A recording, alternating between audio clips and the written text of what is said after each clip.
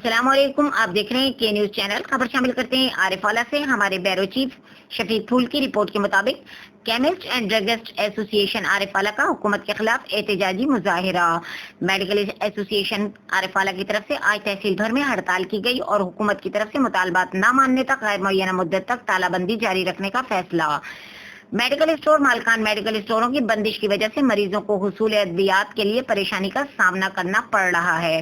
हुकूमत हमारे मुतालबात पूरे करे, मेडिकल स्टोर मालकान को बिला वजह तंग न किया जाए और सरकारी अस्पतालों के डॉक्टर्स की बजाय सिर्फ ड्रग इंस्पेक्टर ही मेडिकल स्टोर चेक करें। Chemist and druggist association Arifwala का हुकूमत वक्त से मुतालबा है।